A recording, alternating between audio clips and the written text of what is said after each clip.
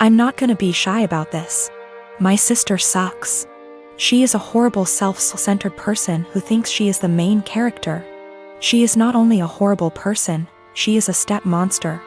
She married this guy, who is a freaking pushover. 3 years ago. He has 2 children, 10 and 6. My sister constantly complains about them, saying things like the 6-year-old is gross because he sips too loud or has stained clothing. For the love of God. He is 6. That's what a child is supposed to do. And she is so mean to the 10-year-old girl. She acts straight out jealous of her. I've caught her taunting her that daddy loves my sister more than her. She is horrible. I have straight up called her out after trying to talk to her like a million times. At Christmas she was saying that I'd be nice to have the kids there, and I said, why? You hate them? This was when everything was almost over and she had been bragging to her friends that her husband had spent more on her than on daughter. A fight ensued. My parents reprimanded me, but my cousins took my side and called her out, noting every moment that they had witnessed her being horrible. Her husband obviously took her side and said that she was a wonderful stepmother and that the kids love her. To which I said that was a lie, as I had consoled them countless times after they were taunted by my sister. They left and we haven't talked since. One day I was running errands and run into my step-nephews who were with their mother. I had never met her. And honestly, she is wonderful. We decided to have some coffee. While the kids were playing, she asked me how her children behaved, etc. I said they were wonderful, and then I just spilled the beans on my sister. How awful she was. What I've heard her say to the kids, the inaction of her ex-husband. By the end she was horrified. She said the kids didn't like her. But she always chucked it up to my sister being the new woman in their father's life. She said the kids never really said anything even when she asked. I then told her I was very concerned for the children, as my sister had straight up told the 10-year-old that it would be better if she disappeared from her father's life. Their mother saw red and asked me if I'd be willing to testify. She said that this was unacceptable and she would be taking their father to court again. I said I would recount the events that I witnessed and could ask my cousins who witnessed a lot too. She was very grateful. I asked my cousins who were all willing to recount the events. Word got around to my parents and by extension my sister, and they have been calling me the biggest asshole on the planet who would betray family on a whim. Let me start off by saying my son, Adam, is 22 years old. Back when my ex-wife, Tori, and I were trying for kids, we found out that I was infertile. We decided we'd adopt, then about 4 months later my ex-wife is pregnant. I was thrilled because I thought maybe the doctor made a mistake. No, I was wrong. My ex-wife cheated on me and I didn't find out until 20 years later. Tori told me 2 years ago that she cheated on me. And we did a paternity test to make sure, and well, he's not my biological son. My ex and I divorced a few weeks later. Ever since my son found out the truth, he wanted to meet his biological father. He did, and they started to become really close. It hurt me much more than I thought it would. He's an adult, he can make his own decisions, but it hurt really bad. They started to bond really well, and all of a sudden Adam became really distant from me. It's been like this for almost a year and a half. I tried to text him to make plans for dinner and he said he's busy with Chris, biological father.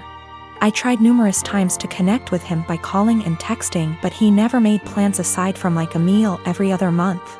We used to do stuff every other week, but it's been completely different since he found out about Chris. I couldn't stand it. My son, who I raised since he was a baby, treated me like I didn't matter.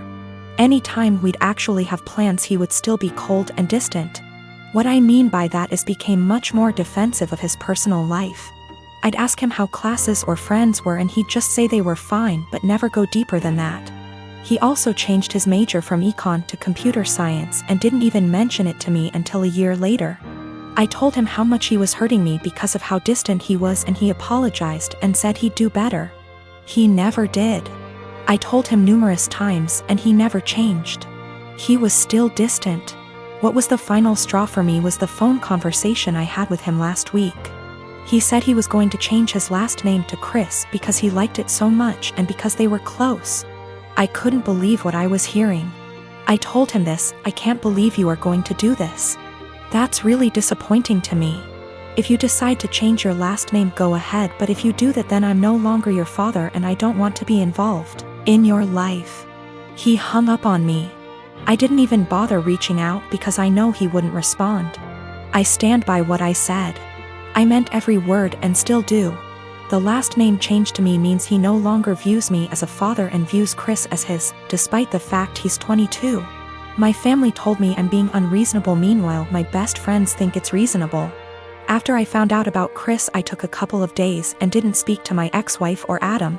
They didn't contact me. I didn't contact them. I needed a break. A lot of you are asking for a deeper meaning behind this, and I think I finally figured out why he's been so cold. A few months before my wife told us the truth, we were in a very long argument. His grandma, my mother, left a big inheritance for him that I am fully in charge of. Enough to pay for college and have enough wiggle room to not stress all the time about it. After a semester of university, he started dating this girl. He was head over heels in love with her. I never met the girl, so I have zero clue how she felt about the relationship. Suddenly, after a few months of dating, Adam asked me for about $3,000 to be deposited into his account from the inheritance. I already paid for the semester, so this was odd to me. I asked Adam why he needed the money. He said his girlfriend was having trouble paying for her tuition and asked my son to help. I told him no because it seemed to me that she was treating him like a piggy bank. He spent over $1,000 on her in just under a few months. He would constantly talk about how he loved going shopping with her so he could buy her things. To me, she was just after my son's inheritance, and I was right. What I said to him was basically this: Adam, you haven't been dating this girl for very long at all, and for me to give you that much money just to spend on her after a few months doesn't sit well with me. That's the money your grandmother left you for your college career, not hers. If you two were more serious, then I would think about it, but I'm not giving you that much money to just give your girlfriend. Turns out my guess was right, and she was after his money. They broke up shortly after and have had an on-again, off-again relationship ever since. He was upset with me, but he eventually got over it after a few months. Then we found out about my ex's affair. I don't know if that's the real reason he's so cold. That was a huge argument that went on for weeks until she left him. A while back, my brother married a woman who had an 11-year-old son named Billy. A year later, my sister-in-law gave birth to a little girl. 2 years later, she gave birth to a boy. Billy, who was 14 by this time, was treated like an outsider. My sister-in-law and brother saw him as a burden who spoiled their picture-perfect family. If you asked my sister-in-law how many kids she had, she would say 2. Billy started acting out. He got involved with a bad group of kids and started getting into trouble. He started failing all of his classes. He eventually got into drugs and was suspended from school. My brother and sister-in-law were fed up with him. I asked my brother if Billy could spend the summer with me and my husband. We have a hobby farm, and I thought maybe getting away from his life for a while could help him some. Well, they were more than happy to get rid of him, my SIL's words. It was kind of rough the first few weeks. He had a lot of anger issues. But my husband kept his hands and mind busy doing work on the farm. And we both made sure that he knew he was loved and wanted. By August, he was a totally different kid. He wanted to keep living with us, but my sister-in-law insisted that he come home. After 2 months, he went back to his old ways due to his parents' indifference. They ended up sending him back to us, and he lived with us throughout high school. He ended up being an A/B student and kept with a really great group of kids. He got involved in baseball and got a scholarship to a local university. He's 22 now and is in his last year of school. He's engaged to a really great girl. When he was 16, he started calling me mom, and he started calling my husband pops. He never really had much to do with his mom, and he had nothing to do with my brother. He saw them on holidays when the whole family came over. His mom has tried to have a relationship with him the past few years, but he has avoided her. On Christmas, sister-in-law was over, and for whatever reason, she opened my desk drawer and found a birthday card from Billy where he said, "To the best mom ever. Thanks for loving me and giving me a chance." She was devastated. She ended up texting Billy, confronted him and asked him if she would be presented as mother of the groom at his wedding. He told her that he no longer considered her his mom and wasn't even sure if he wanted her at the wedding at all. My sister-in-law is now insisting that I make it clear to Billy that I am not his mother and that he is not to refer to me as such. My brother is also very upset with me.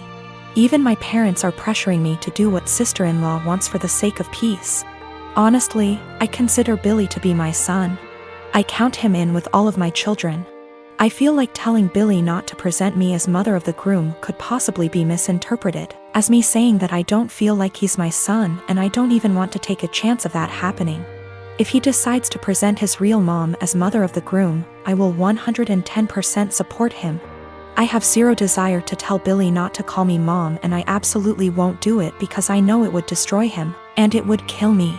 My sister-in-law insists that by not doing it, I'm making it impossible for her to have a relationship with him, and I'm being selfish.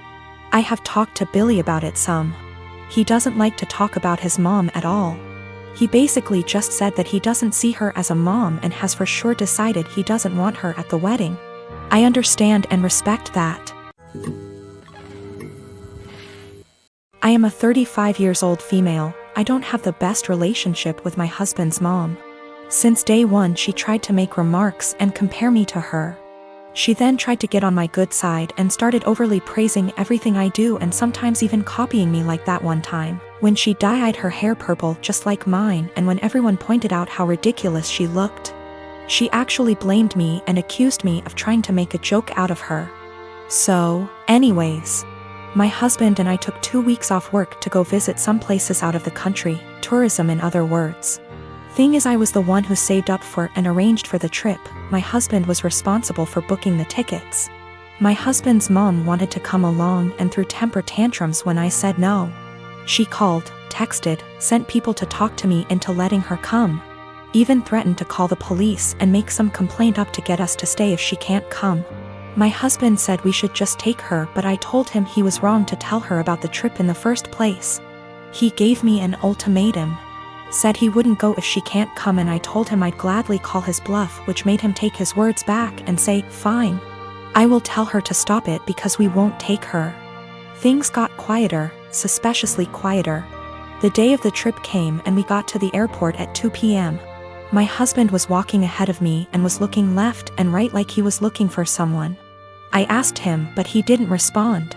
He led me to the waiting area, and first thing I saw was his mom standing there with her luggage. I froze in my spot. I felt a cold wave washing over me and I was fuming inside. She and my husband were hugging. That's when I quietly turned around and started walking towards the exit.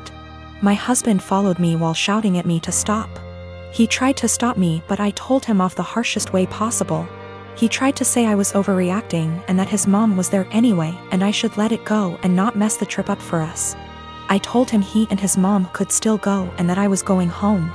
I went home and sobbed into my dog's fur for several minutes. Turned out he booked her a ticket without me knowing.